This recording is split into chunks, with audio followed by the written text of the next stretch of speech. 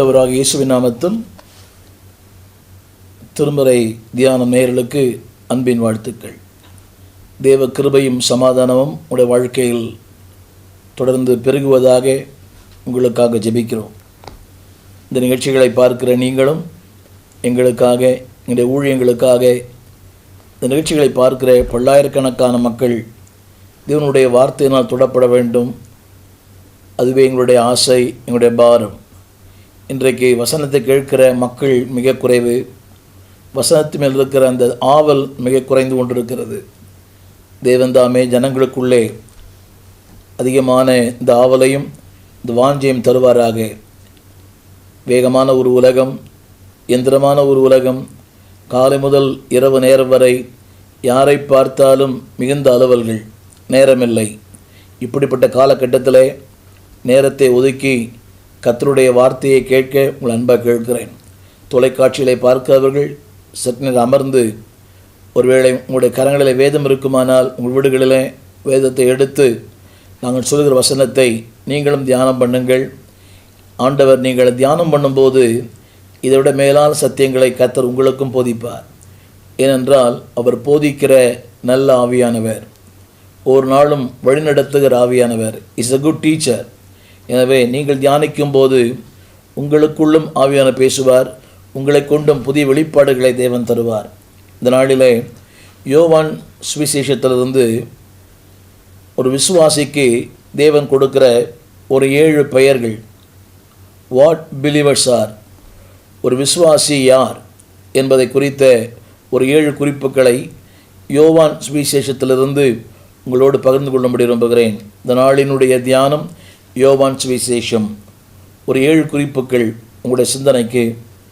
முடிந்தால் வேதத்தை எடுத்து தியானியுங்கள். ஒரு பேனா பென்சில் எடுத்து அதை குறித்து கொள்ளுங்கள், உங்களுக்கு பயன்படும். ஊழியர்கள் உங்கள் திருச்சபைக்கு பேச, உங்கள் ஜனங்களுக்கு போதிக்க அது தவறில்லை. அன்பான கர்த்தர் பிள்ளைகளே, நீங்கள் இப்படி நினைக்கிறாங்க, நான் யாருடைய பிரசங்கத்தை கேட்க மாட்டேன், யார் பிரசங்கம் பண்ண மாட்டேன். அது அல்ல.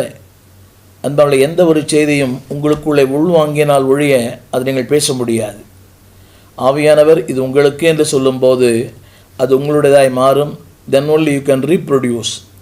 இத்தனையோ செய்திகளை கேட்கிறேன், எத்தனையோ ஆக்கியோன் நூல்களை படிக்கிறேன், ஆனால் எல்லாம் மனதை தொடுவதில்லை. அது என் மனதை தொடும்போது அது எனக்குள்ளே வளர்கிறது. அது வளரும்போது அது மற்றவர்களுக்கு பயனுள்ள ஒரு கனிகளாய் மாறுகிறது. எனவே கேளுங்கள், பயன்படுமையானால் மற்றவர்களுக்கு நீங்களும் பயன்படுத்துங்கள், அது தவறில்லை. இந்த நாளிலே யோவான் சுவிசேஷம் 1 அதிகாரம் 12 வசனம், ஒரு விசுவாசிக்கு தேவன் கொடுக்கிற பெயர். வசனம் இப்படி சொல்கிறது, அவருடைய நாமத்தின் மேல் விசுவாசம் உள்ளவர்களாய் அவரை ஏற்றுக்கொண்டவர்கள் எத்தனை பேர்களோ அத்தனை பேர்களும் தேவனுடைய பிள்ளைகளாகும்படி அவர்களுக்கு அதிகாரம் கொடுத்தார். Who is a believer? A believer is one, a sons of God. Tamil வேதத்தில் எழுதப்பட்டிருக்கிறது தேவனுடைய பிள்ளைகள். அன்பானவர்களே, எத்தனை பெரிய பாக்கியம் பாருங்கள்.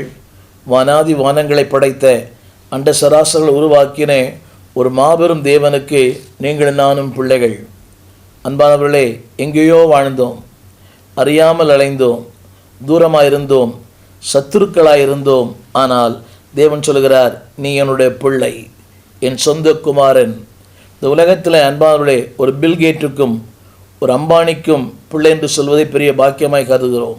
சாதாரண ஒரு அரசியல்வாதி, ஒரு கவுன்சிலர், ஒரு எம்எல்ஏ, அல்லாவிட்டால் ஒரு மந்திரி, அவருடைய பிள்ளையாக இருப்பதை பாக்கியமாய் கருதுகிறோம். அது குறிப்பிட்ட காலம்தான் அந்த பதவி, அந்த பட்டம். ஆனால் சாகும் வரை தேவன் சொல்கிறார், நீ தேவனுடைய பிள்ளை. அவனுடைய கருத்து என்னவென்றால் அவருடைய உரிமைகள், அவருடைய உறவு, அவருடைய சுதந்திரம், அது மட்டுமல்ல அவரோடு கூட. அன்பானவர்களே, இத்தனை பெரிய பாக்கியம் உம்மோடு இருப்பது என் உள்ளத்தின் வாஞ்சையா. அவருடையவர்கள் என்னுடையவர்கள்.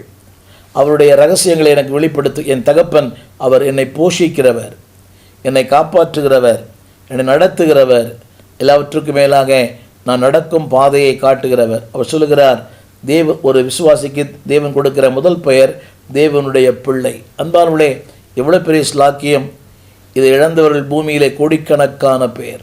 கிறிஸ்தவனாய் இருப்பது முக்கியமல்ல, கிறிஸ்தவனாய் இருப்பது முக்கியமல்ல. அது பாரம்பரியம். என் தகப்பனார் கிறிஸ்தவர், நான் கிறிஸ்தவர், அதல்ல முக்கியம். தேவனுடைய பிள்ளை என்று சொல்வது அது ஒரு உறவு, ஒருவரோடு ஏற்படுத்தி கொண்ட நிச்சயம். It is not a presumption. நீங்கள் நிறைய பேர் சொல்கிறாங்க, மனம் திரும்பிட்டீங்க, ரட்சிக்கப்பட்டீங்களா? சந்தேகம். மனைவி கேட்டு சொல்லுகிறேன், பிள்ளை கேட்டு சொல்லுகிறேன், கணவரை கேட்டு சொல்லுகிறேன். இல்லை, அது ஒரு நபரோடு ஏற்படுத்தி கொண்ட நிச்சயம், எ ரிலேஷன்ஷிப். கிறிஸ்தவமே உறவு, அது மதம் அல்ல, உறவு. தேவன் சொல்லுகிறார், நான் உன் பிதா, நீ என்னுடைய மகன். வசனம் சொல்லுகிறது, தேவனுடைய பிள்ளைகள் ஆகும்படி அவளுக்கு அதிகாரம் கொடுத்திருக்கிறார். இது எத்தனை பெரிய பாக்கியம்! அன்பானுடைய எத்தனை தலைமுறை நாம் எடுத்தாலும், எத்தனை ஜன்மங்கள் எடுத்தாலும் அப்படி இல்லை. தேவனுடைய பிள்ளை என்று அழைக்கப்படுவது எவ்வளோ பெரிய பாக்கியம்! வேதம் சொல்லுகிறது, நாம் தேவனுடைய பிள்ளை என்று அழைக்கப்படுவதனாலே பிதாவானவர் நமக்கு பாராட்டின அன்பு எவ்வளோ பெரியது. அன்பான தேவ பிள்ளையே, இந்த உலகத்தில் ஒரு ஏழ்மையாக இருக்கலாம், வறுமைக்குள் இருக்கலாம், ஒன்றுமில்லாத இருக்கலாம், ஒரு சின்ன கிராமத்தில் வசிக்கலாம். ஆனால் நீ தேவனுடைய பிள்ளை, நீ ராஜாவின் பிள்ளை.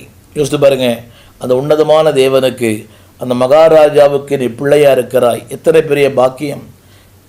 இந்த உலகத்தில் அவருக்கு பிள்ளையாக இல்லை, இவருக்கு பிள்ளையாக இல்லை, அதே நினைக்கிறாங்க.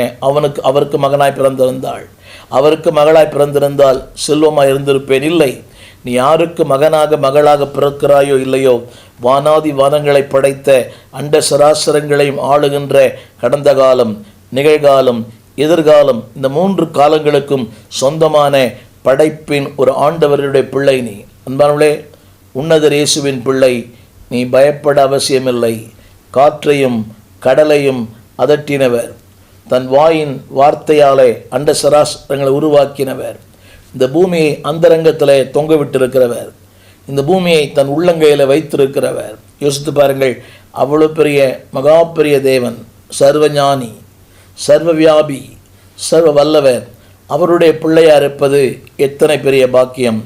இரண்டாவது, ஒரு தேவனுடைய பிள்ளைக்கு தேவன் கொடுக்கிற இரண்டாவது பெயர் என்னவென்றால், யோவான் சுவிசேஷம் 4ஆம் அதிகாரம் 24ஆம் வசனம்.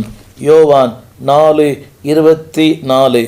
இது பலமுறை வாசித்திருக்கலாம், சற்று கருத்தாய் படியுங்கள். உண்மையாய் தொழுது கொள்ளுகிறவர்கள். தேவனுடைய பிள்ளைகளுக்கு தேவன் கொடுக்கிற அடுத்த பெயர் யாருன்னு சொன்னால், உண்மையாய் தொழுது கொள்ளுகிறவர்கள். அப்படியானால் பொய்யாய் தொழுகிற மக்கள் ஏராளம் உண்டு. கடமைக்காக, பாரம்பரியத்திற்காக.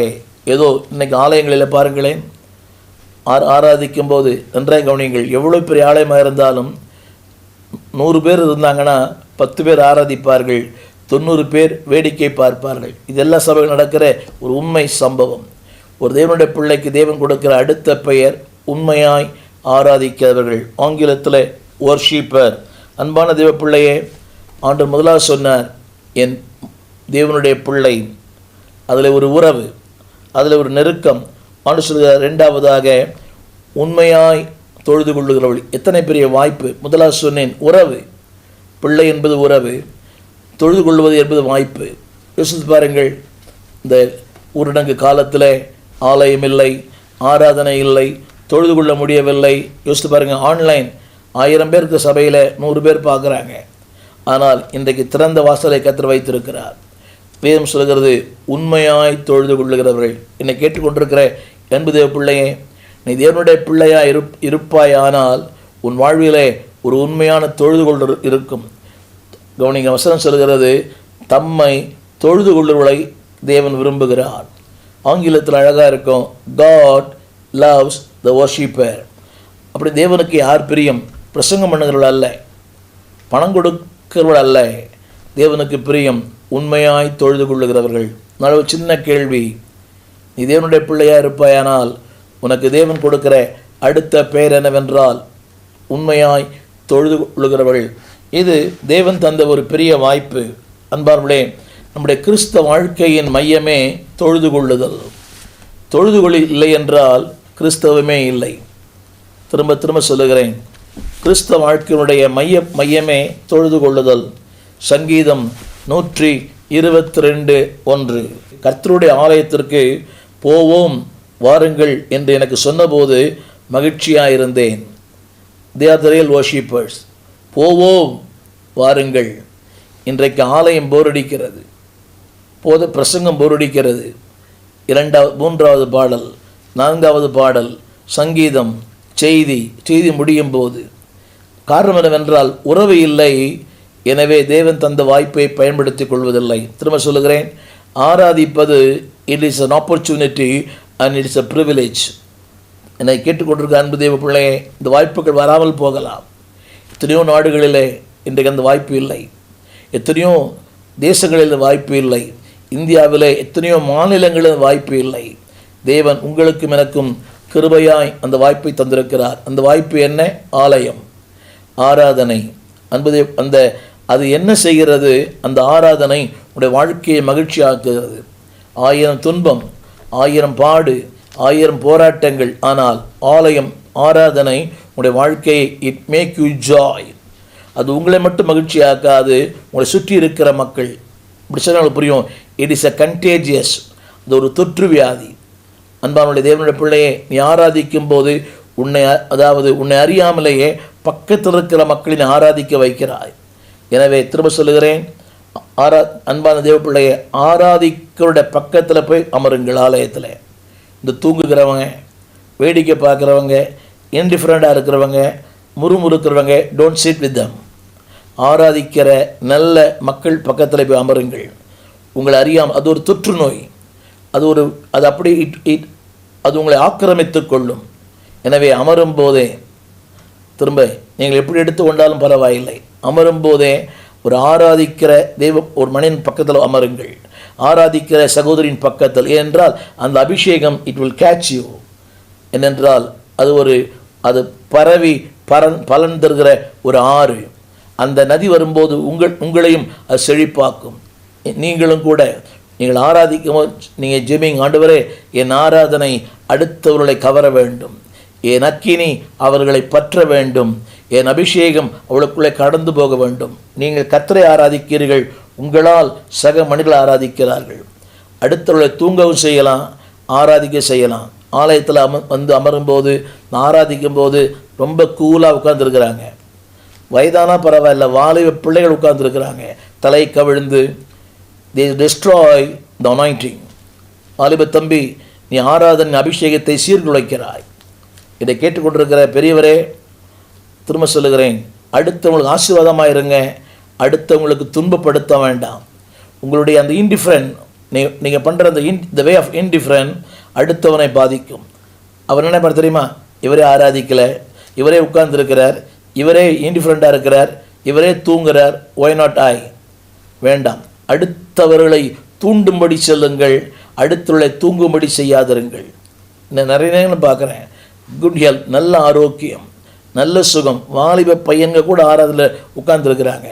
எல்லாரும் வயதானவர்கள் ஆராதிக்கிறார்கள், வாலிப பையன்கள் உட்கார்ந்துருக்கிறாங்க. அதை பெற்றோர்கள் சொல்லிக் கொடுப்பதே இல்லை. திரும்ப சொல்லுகிறேன், காட் லவ்ஸ் த வர்ஷிப்பர்.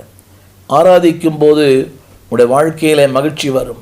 இதைத்தான் ஆண்டவர் சொன்னார், மத்தேயு 18:20, 2 அல்லது 3 பேர் எங்கே கூடியிருக்கிறார்களோ. எதற்காக? பட்டிமன்றமா? இல்லை, ஆராதிப்பதற்கு. எங்கே 2 அல்லது 3 பேர் கூடியிருக்கிறார்களோ அவர் மத்தியிலே நான் இருக்கிறேன். அப்படியே நீங்கள் ஆராதிக்கும் போது தேவன் உங்கள் நடுவில் உலாவுகிறார், உங்கள் தேவைகளை சந்திக்கிறார், உங்களுடைய கண்ணீரை பாற்றுகிறார், உங்களுடைய கவலைகளை போக்குகிறார், உங்களுடைய வாழ்விலே ஒரு புதிய வெளிச்சத்தை தருகிறார். a new dimension, a new hope, a new light. என்னை கேட்டுக்கொண்டிருக்கிற அன்பான தேவ பிள்ளையே, திரும்ப சொல்லுகிறேன், whole ministry is committed and consecrated in worship. Your whole ministry is committed and consecrated with the worship. எல்லாமே அந்த ஆராதனை உன் ஆழ்த்தத்துவத்தை மாற்றுகிறது. It connect with God. திரும்ப சொல்லுகிறேன், தேவனோடு உன்னை இணைக்கிறது, தேவ சமூகத்தில் உன்னை இணைக்கிறது. எனக்கு புரியவே இல்லை சில நேரங்களில், சும்மா உட்காந்து ஆராதிக்க சபைக்கு போகாத விசுவாசியே, நீ சபைக்கு வர வேண்டிய அவசியமே இல்லை. ஆராதிக்கு வர நேரம் இல்லாதவருக்கு எதுக்கு சபை? ஆராதிப்பதுக்கு வருவதில்லை, why should you come? ஆன்லைனில் கூட வசனம் கேட்கலாம், ஆன்லைனில் ஆராதிக்க முடியாது, ஆனால் வீடுகளில் ஜெபம் பண்ணலாம், வீடுகளில் வேதம் வாசிக்கலாம். திரும்ப திரும்ப சொல்லுகிறேன், ஆராதிப்பதற்கு ஆசை இல்லாத உனக்கு சபை தேவையில்லை. ஆராதிக்க ஆசை இல்லாத உனக்கு அன்பார்களே சத்தியம் தேவையில்லை. ஆராதிக்க ஆசை இல்லாத உனக்கு ஆசீர்வாதங்கள் அவசியமில்லை.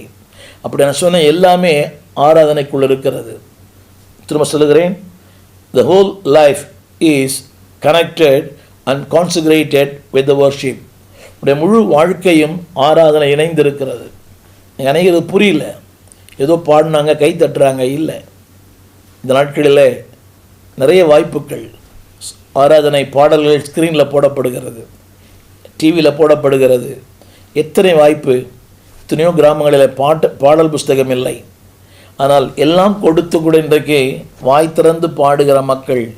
என் செய்தியை கேட்டுக்கொண்டிருக்கிற அன்பு தேவ பிள்ளை, நீங்கள் எப்படி வாய் திறந்து பாடுறீங்களா? உங்கள் பாட்டு பக்கத்தில் இருக்கிற ஆள் கேட்குதா? பக்கத்தில் இருக்கிற ஆளுக்கே கேட்கலன்னா பரலோக தேவனுக்கு எப்படி கேட்கும்? யோசித்து பாருங்க. அவர் எல்லாம் புரிந்து கொள்வார். இல்லை, உரத்த சத்தத்தோடும் பலத்த சத்தத்தோடு உரத்த கண்ணீரோடு கூட ஜெபித்தவர் அல்லவா? உன் ஆராதனையிலே உன்னுடைய துணிக்கட்டும். இன்றைக்கு நல்ல குரல், ஒரு காலம் வரும் பாடவே வராது. பேச்சு வயது ஆக ஆக குரல் கம்மிடும், பாட முடியாது, துதிக்க முடியாது. தேவன் தந்த வாய்ப்பு. எனவே சொன்னேன், worshiping is a privilege. ஆராதிப்பது என்பது நமக்கு கிடைத்த ஒரு மாபெரும் வாய்ப்பு. அது என்ன செய்கிறது? 4 காரியங்கள் திரையில் பாருங்கள். Number 1, it convicts you. உன் தவறுகளை சுட்டி காட்டும் ஆராதனை. நீ சரியில்லை. ஆராதிக்கிற ஒரு மனிதனை ஆராதிக்கிற அந்த ஸ்டைலை வச்சு அவன் ஆவிக்குரிய வாழ்க்கை எடைபோடலாம். ஆவிக்குரிய வாழ்க்கையும் ஆராதனை இசைந்திருக்கிறது. எனவே சொன்னேன், your whole life is connected with the worship. உடைய முழு வாழ்க்கையும் ஆராதனையோடு இசைந்திருக்கிறது. நிறைய பேர் ஆராதிக்கலைன்னா அவர் ஆண்டுக்குள்ளே இல்லைன்னு அர்த்தம்.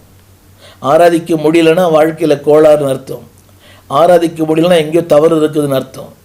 பாட்டு தெரியலனோ, பாட்டு தெரிய வேண்டிய அவசியமே இல்லை. எத்தனையோ ஏழைகளை பார்க்கிறேன், வயதான தாய்மார்களை பார்க்கிறேன், பாட்டு தெரியாது, ராகம் தெரியாது. கரங்களை உயர்த்தி, கண்களை மூடி, கண்களிலே கண்ணீர். The whole life is connected with the worship. முதலாவது குறிப்பு, ஆராதனை எதை செய்கிறது? It convicts you. உன் உள்ளான நிலையை சொல்லும், அலங்கோலமான நிலையை சொல்லும்.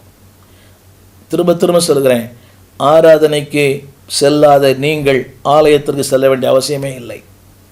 ஆராதிக்காத உங்களுக்கு எந்த ஆசீர்வாதம் வரப்போவதில்லை. நீங்கள் போகிறதே வேஸ்ட் சபைக்கு. அப்படி போக முடியலன்னா அன்பானவர்களே, வீட்டிலே இருந்துருங்க. இல்லை பக்கத்தில் இருக்க சபைக்கு எங்கேயா போங்க, ஆனால் ஆராதனைக்கு போங்க. Go to the worship. அங்கே 122:1, கர்த்தருடைய ஆலயத்திற்கு போவோம். இதற்கு ஆராதிக்க. ஆராதனை இட் கன்விக்ஸ் யூ. இரண்டாவது, இட் இலுமினேஷன். உங்களுடைய வாழ்க்கையை பிரகாசிக்க செய்கிறது. இன்னும் இன்னும் அன்பு கூற, தேவன் மேல் ஆவல் கொள்ள, அவருடைய புண்ணியங்களை அறிந்து கொள்ள, இப்படிலாம் எனக்கு செய்தீரே, நன்மை செய்தரே, நன்றி உணர்வு. It illuminates your life. உன் வாழ்க்கையை அது பிரகாசிப்பிக்க பண்ணும். உள்ளான வாழ்க்கை, ஒளியான வாழ்க்கை. ஆராதிக்கிற முகத்தை பாருங்களேன், பிரகாசமாக இருக்கும், வித்தவுட் எனி மேக்கப். ஆராதிக்கிற முகத்தை பார்த்தாலே தெரியும். தேவன் அழைப்பு கொடுத்த ஆராதனை வீரர்களுக்காய் நன்றி. கடந்த நாட்களை விட நாட்களில் கர்த்தர் அநேக ஆராதிக்கிற தேவ மனிதர்களை எழுப்பி கொடுத்திருக்கிறார். இவளுக்காக நன்றி சொல்லுவோம். தி இலுமினேட்ஸ். நம்முடைய வாழ்க்கையை பிரகாசிக்க பண்ணுகிறவர்கள். அந்த பாடலை கேட்கும்போது உள்ளத்தில் ஒரு ஆறுதல், உள்ளத்தில் ஒரு அமைதி, ஒரு நம்பிக்கை, ஒரு புத்துணர்வு, ஒரு புதிய தெம்பு. இட் இலுமினேட்ஸ். மூன்றாவது சொல்லுகிறேன், இட் எடிஃபைஸ்.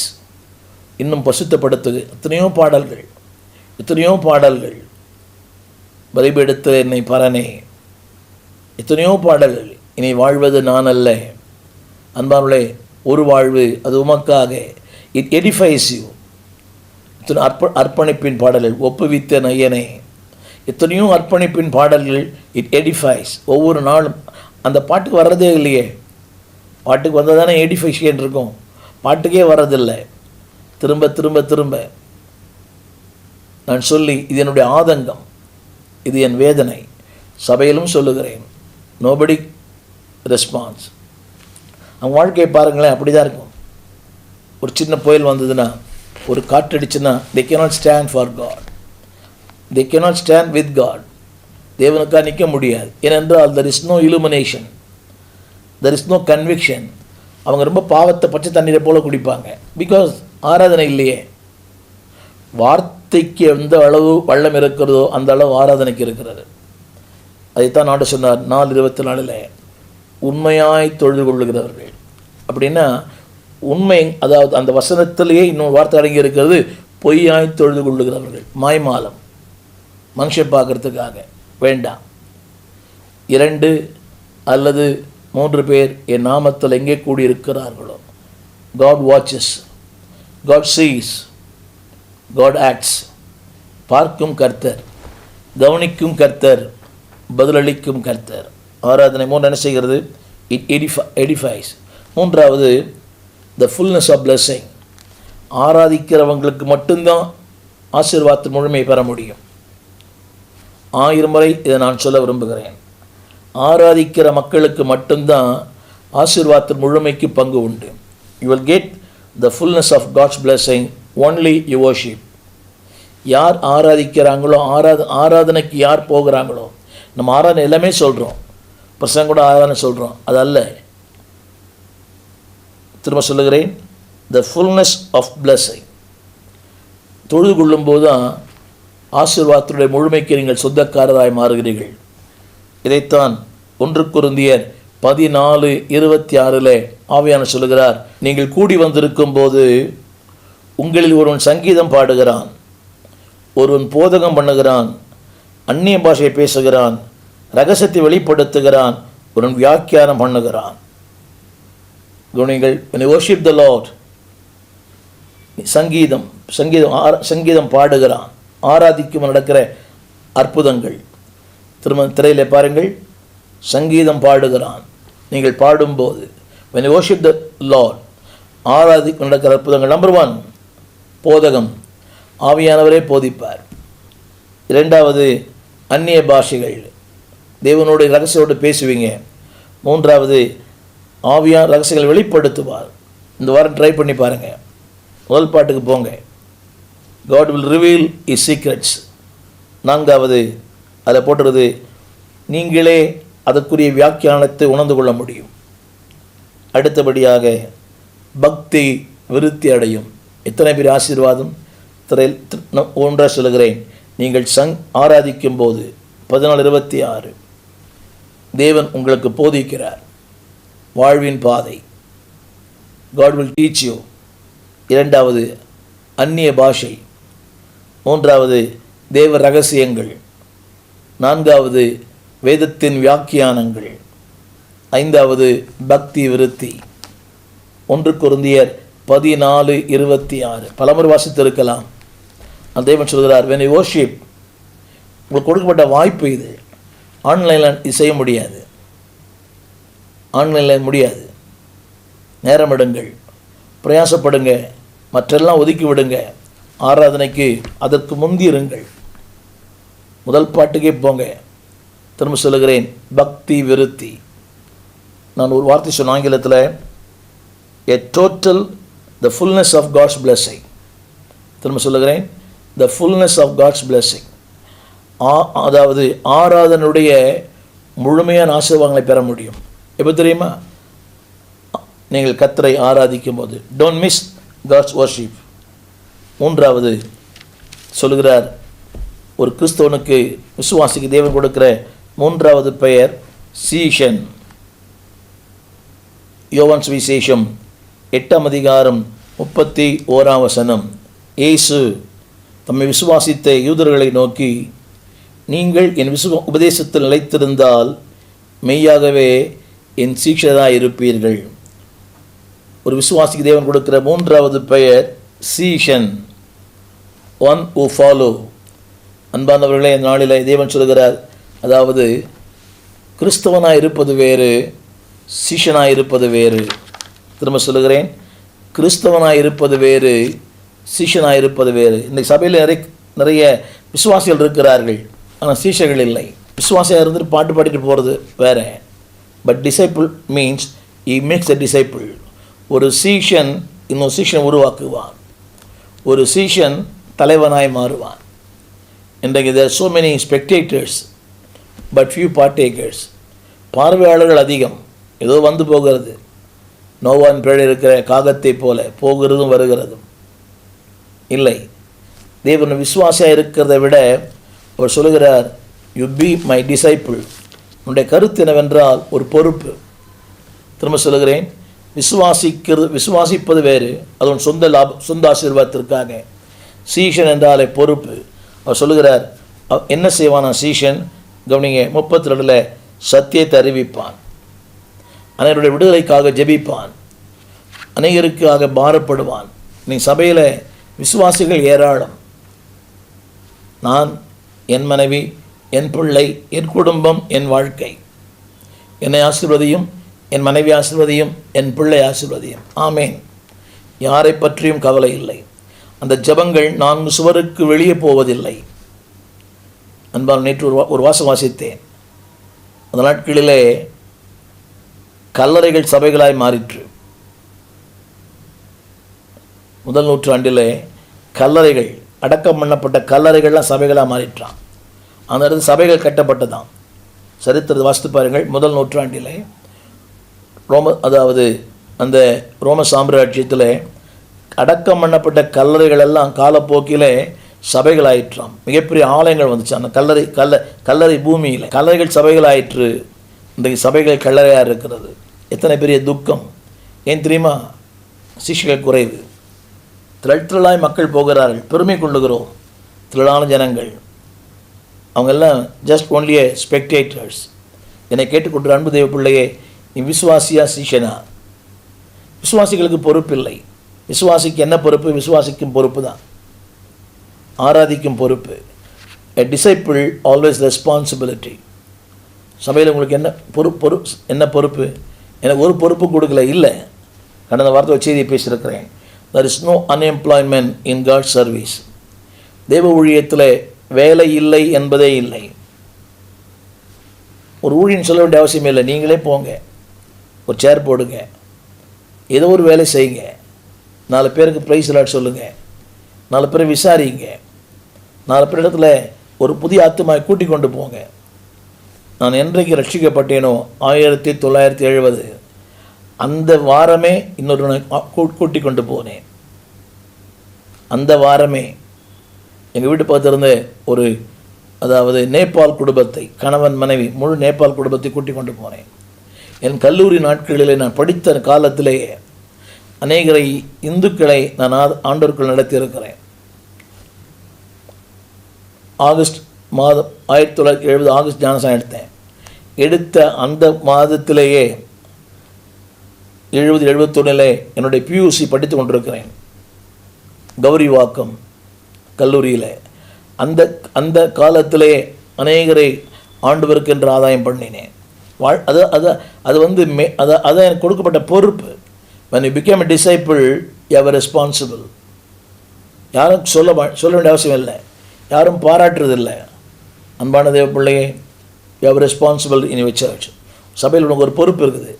சும்மா உட்காந்து சும்மா வர்றதில் அர்த்தமே இல்லையே. be a responsible person. ஏதோ ஒரு கர்த்தர் உங்களுக்கு ஒரு பொறுப்பை கொடுப்பார். விரும்புங்க. எனக்கு ஒரு பொறுப்பே கொடுக்கல, இல்லை, ஊழியன் கொடுக்க வேண்டிய அவசியமே இல்லை. நீங்களாக போய் நேரத்தோடு போய் ஏதோ ஒரு வேலை செய்யலாம். ஏதோ ஒரு வேலை. தேவனுடைய ஆலயத்தில் ஏராளமான வேலை உண்டு. வேலை இல்லை என்பதே இல்லை. அடுத்த வாரத்தில் ஆகலும் ஏதாவது வேலை செய்யுங்க.